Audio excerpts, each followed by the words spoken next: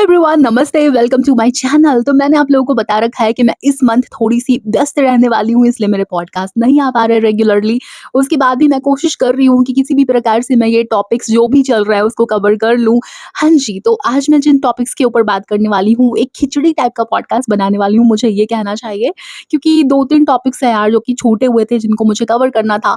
और जनाब और उनकी फैमिली के ऊपर मैंने काफ़ी दिनों से बात नहीं की थी। रीज़न भी जो मेरे रेगुलर लिसनर्स हैं उनको पता है, मैंने क्यों नहीं की थी, क्या है इसके पीछे का रीज़न वो सबको पता है। तो मुझे बार-बार इस बात की ज़रूरत महसूस नहीं होती कि मैं बार-बार बताऊँ इस बात को।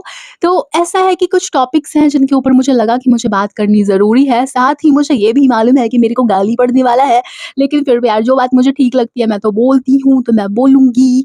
और यहाँ पे इस शब्द पे आप ध्यान दें, मुझे ठीक लगना, हाँ जी, मुझे ठीक लगनी चाहिए तो मैं उसको ठीक बोलूँगी। हाँ जी, तो ऐसा है। तो दूसरा वाला जो टॉपिक है वो मैंने कवर करने का प्रयास किया है, डम्भावना बेटी के ऊपर। और इस टॉपिक के ऊपर मैं अभी बात नहीं करना चाहती थी, लेकिन इनके कुछ चाटुकार बोल लो या फिर सीक्रेट हेटर्स बोल लो, उन्होंने ना मुझे प्रोवोक किया है भाई साहब आकर, मतलब गाली-गाली किया है ज़बरदस्ती का। मैंने सिर्फ बधाई तो दी थी, क्या कहा था, बाल की खाल निकाली थी? नहीं ना। तुम एलिगेशन काहे को लगाया मेरे ऊपर कि हेट फैला रही हो, मैं अब तुमको दिखाऊँगी हेट फैलाना किसको कहते हैं। वैसे आम लोग इसको रिएक्शन देना कहते हैं, महान लोग हेट फैलाना कहते हैं। हाँ, तो फिलहाल बात कर लेते हैं जनाब भाई के ऊपर। तो जनाब भाई का जो भी आजकल कंटेंट आ रहा है वो अपडेट देते रहते हैं, और काफ़ी सारे उनके ऊपर एलिगेशंस लगते हैं कि यार पोस्ट भी कर सकता था, तो इतना लंबा खींच रहा है। और इवन कुछ कमेंट्स ऐसे आए हुए थे कि उल्टी टोपी लगा के बैठा हुआ है। तो ठीक है भाई, अभी थोड़े दिनों के लिए हाथ इनके ऊपर हल्लू रख देते हैं। बंदा जो है वो फैशन को लेकर काफ़ी ज़्यादा कॉन्शियस रहता है, वो रहना भी चाहिए इस फील्ड के लोगों को स्पेशली। और ऐसे में हम सब ये बात जानते हैं कि उसकी जो आदत है ना वो बालों के ऊपर हाथ फेरने की है, मतलब अपने ही बालों को इस प्रकार से वो सहलाता रहता है, संवारता रहता है, इतराता रहता है। तो हमें ये पता है कि उनको उनके बालों से मोहब्बत है। तो ऐसे में ना ज़ाहिर-सी बात है कि उनको भी मौका नहीं मिल रहा होगा इतने टेंशन वाले माहौल में अपने बालों का ख़्याल रखने का। तो इस वजह से बंदे ने एक ट्रिक निकाली है कि ठीक है यार, मैं इस तरीके से उल्टी टोपी वाला बन के आ जाता हूँ। और ठीक है, मतलब ठीक है, मैं कितनी बार बोल रही हूँ, क्योंकि अभी मैं बहुत ज़्यादा इन लोगों के ऊपर बोलना नहीं चाहती हूँ। और हाँ, पॉसिबिलिटी इस बात की है कि वो जो बंदा है वो विग पहनता हो, मेबी पॉसिबिलिटी है यार इस बात की। और एंटरटेनमेंट इंडस्ट्री में ये बहुत ही कॉमन है, बहुत सारे लोग पहनते हैं, गर्ल्स भी पहनती हैं, बॉयज़ भी पहनते हैं। और आप लोगों को पता ही होगा, जो जो बिग बॉस 13 वाला पारस छाबड़ा है, उसने तो यार ओपनली एक्सेप्ट किया था इस बात को। और बिग बॉस के अंदर ही आप लोगों ने देखा था कि जो विकी जैन है, अंकिता लोखंडे के जो हस्बैंड है, वो भी यूज़ करते हैं। ये बहुत ही कॉमन सी बात है, तो गॉसिप हो रही थी इसके बारे में, मैंने भी पढ़ा था, तो मुझे लगा कि मुझे इसके ऊपर भी थोड़ी-सी पंचायत कर लेनी चाहिए, तो मैंने कर ली। अब एक और बात, यार देखो एक चीज़ ना थोड़ी-सी गड़बड़ लगी है मुझे यहाँ पे, वो है टिक्कू का अपनी वाइफ़ के डिलीवरी के समय वहाँ पे नहीं जाना, ठीक है? अब मैं इसको ये नहीं कहूँगी कि यार इन लोगों को फ़ोर्स करके भेज देना चाहिए था या फिर उसको चले जाना चाहिए था। अपनी जगह पे हर इंसान सही है यहाँ पे। अब ठीक है, हो सकता है जनाब ने काफ़ी ज़्यादा फ़ोर्स किया हो, ये जाने को तैयार नहीं हुआ हो। और यहाँ से एक बात दिखती है, वो बात ये है, नहीं एक बात नहीं, 2 बातें दिखती है यार, मुझे ये कहना चाहिए।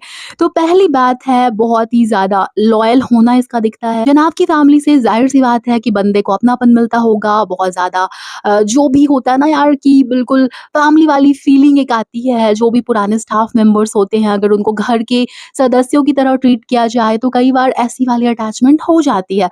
तो इससे तो ये बात साबित हो गई कि ये लोग ना सबके साथ बुरे नहीं है भाई, ये कई लोगों के साथ अच्छे भी हैं। काफ़ी सारे लोगों के साथ पास्ट में इनकी इक्वेशन ठीक से नहीं जमी है। इन लोगों ने बुरा भी किया है, जो भी डिज़ाइनर वाली कंट्रोवर्सी आई थी। लेकिन इस सिक्के का दूसरा पहलू ये भी है कि कुछ लोगों के साथ ये काफ़ी ज़्यादा अच्छे हैं। अब यहाँ पे जो दूसरी बात है वो ये है करने वाली, कि जो टिक्कू है यार ये अच्छा भाई बन गया, ठीक है हम भाई बोल लेते हैं, अभी स्टाफ नहीं बोलते। या फिर बहुत ही ज़्यादा लॉयल बंदा बन गया, फ्रेंड बन गया, ठीक है? लेकिन उसकी वाइफ़ का क्या यार? मतलब हर जगह ऐसा क्यों हो जाता है कि अच्छे बनने की दौड़ में ये जो आदमी लोग हैं, वो सबके सामने नंबर तो बढ़ा लेते हैं, सारी ड्यूटीज़ को निभा लेते हैं, सारे रिस्पॉन्सिबिलिटीज़ को निभा लेते हैं, लेकिन अपनी वाइफ़ को वो कहीं न कहीं पीछे छोड़ देते हैं। आप देखो, ये जो मौका होता है ना, ये पूरी ज़िंदगी के लिए एक मेमोरी बनाने वाला मौका होता है। और मुझे नहीं लगता कि अगर थोड़े से भी अपने राइट्स को लेकर अवेयर रहने रहने वाली कोई महिला होगी, तो वो इस बात के लिए अपने हस्बैंड को माफ़ करेगी। मतलब ऐसा क्यों होता है यार? लोग क्यों अपनी वाइफ्स को हमेशा लास्ट में रखते हैं? बाकी सारी उनकी जो प्रायोरिटीज़ होती हैं, उसी को प्रायोरिटी के तौर पे रखते हैं, जबकि होना ये चाहिए कि बहुत सारे मौकों पे उन्हें अपनी लाइफ़ पार्टनर को ही प्रायोरिटी देनी चाहिए। और ये मौका भी था यार। मतलब इस समय उस बंदी को सबसे ज़्यादा जो नीड होगी, इवन अपनी मदर से भी ज़्यादा, वो होगी अपने हस्बैंड की, या फिर इक्वली हम दोनों को रख लेते हैं। अब जो लोग जानकार हैं वो ज़्यादा मुझे बता पाएँगे, बाकी तो मैं अपनी बुद्धि लगा के ही ये बात कर सकती हूँ। जो भी लोग एक्सपीरियंस है वो मुझे बताएँ आकर कि क्या मैं गलत कह रही हूँ कि एक वाइफ़ को इस समय ज़रूरत नहीं होगी एक हस्बैंड की? चलो ठीक है, उनके पास बाकी फैमिली मेंबर्स होंगे, उनकी मदर होंगी, ससुराल वाले होंगे, सिस्टर्स होंगी, मुझे नहीं पता कौन-कौन होगा, लेकिन मुझे बस इतना पता है कि उनका हस्बैंड नहीं था। तो ऐसे में एक तरफ ये तो अच्छा भाई बन गया, अच्छा दोस्त बन गया, मैंने अभी-अभी कहा कि मैं स्टाफ़ नहीं बोलूँगी, ठीक है, भाई। लेकिन यहाँ पे यार अच्छा हस्बैंड तो नहीं बन पाया ना वो। ये वाली बात थी कि यहाँ पे जहाँ एक तरफ ये वाली बात साबित होती है, जो रिलेशनशिप्स हैं जनाब एंड फैमिली के, वो कुछ लोगों के साथ बहुत ही बढ़िया है। ये इतना बढ़िया कंफर्टेबल एनवायरनमेंट देते हैं, इतने अच्छे तरीके से उन लोगों को रखते हैं कि वो लोग खुद ही अपना 100% नहीं 1000% देना चाहते हैं।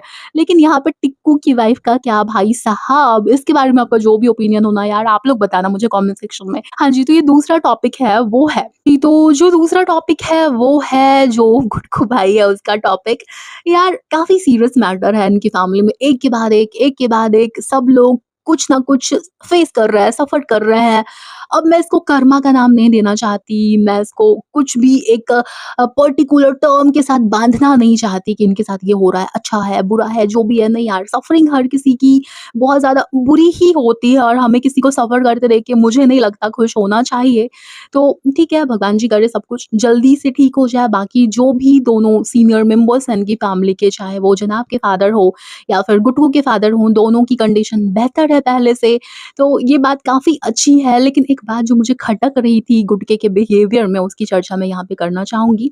वो जिस प्रकार से यार अपने फादर के पास गया था, मतलब मुझे वो चीज़ बिल्कुल भी अच्छी नहीं लग रही थी। मेरा तो मन कर रहा है, लिटरली मेरे अंदर से ना कूद-कूद के बातें बाहर आ रही है कि बैंड बजा दे कांदा, लेकिन मैं सोच रही हूँ नहीं यार, अभी मौका नहीं है बैंड-वैंड बजाने का, तो अभी थोड़ा-सा हाथ हल्लू ही रखते हैं।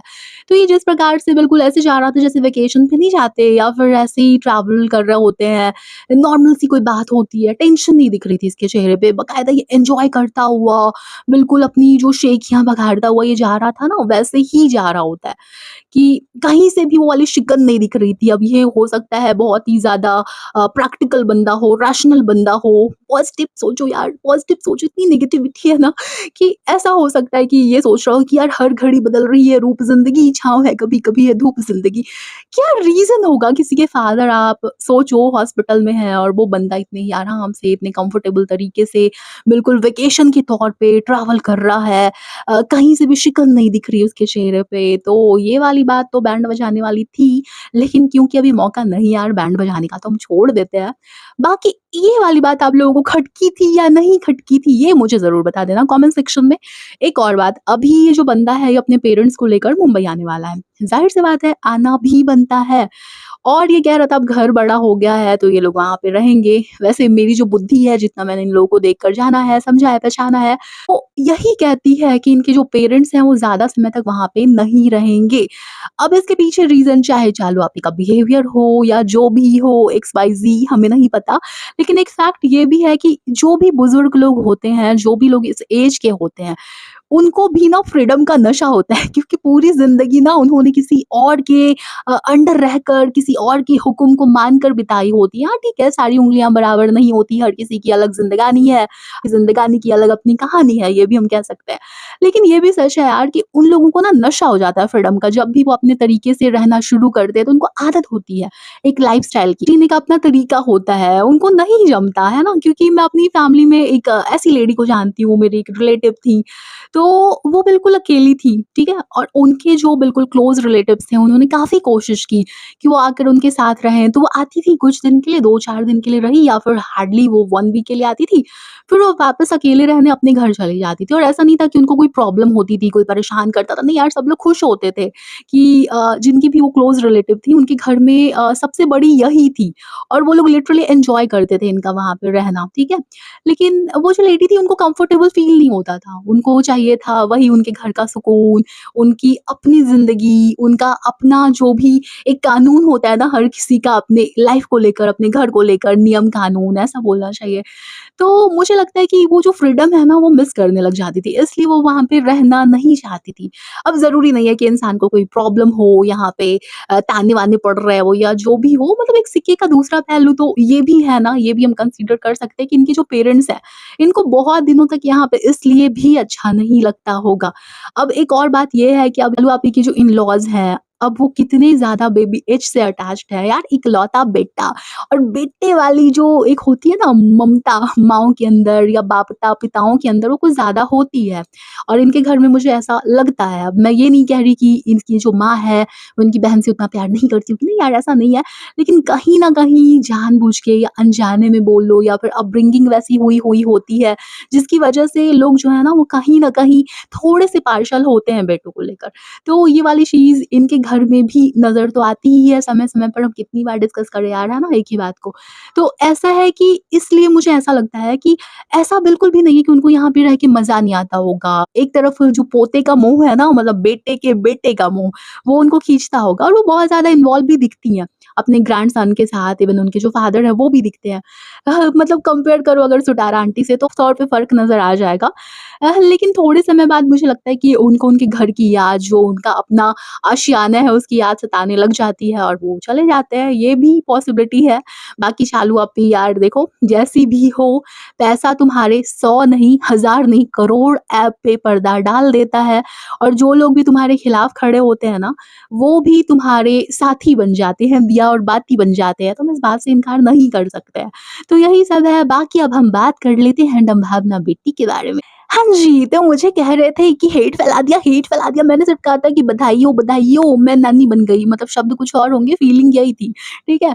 अब ऐसा है कि मैंने अपने कमेंट सेक्शन में ही देखा, मेरे जो भी लिसनर्स हैं, जो भी इनको सुनते थे, बिटिया को, ठीक है? तो इन्होंने धीरे-धीरे उनको सुनना इसलिए ही छोड़ा क्योंकि उनका बिहेवियर बहुत ज़्यादा प्रॉब्लमैटिक था। लेकिन वो लोग ही मुझे कमेंट करके कह रहे थे कि हम बहुत खुश हैं, बहुत ज़्यादा खुश हैं। मतलब मुझे एक इंसान नहीं दिखा मेरे कमेंट सेक्शन में जो कि कुछ उल्टी-पुल्टी बातें कर रहा हो, ठीक है?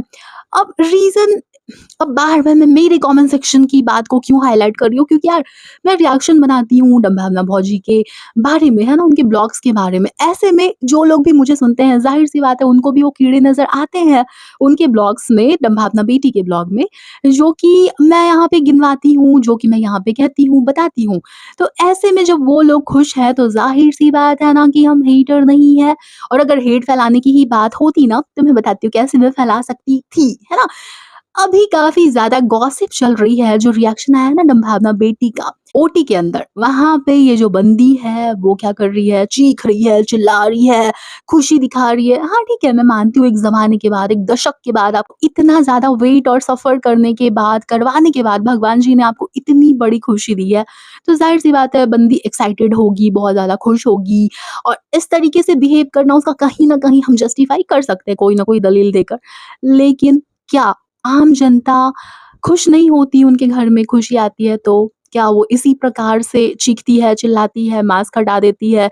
ये ध्यान नहीं रखती कि वो ओटी में खड़ी है, ये ध्यान नहीं रखती कि उसके चीखने से, चिल्लाने से किसी के हाथ काँप सकते हैं और वो किसी डॉक्टर भी हो सकते हैं। तो आप समझ सकते हो कि मैं क्या कहने की कोशिश कर रही हूँ।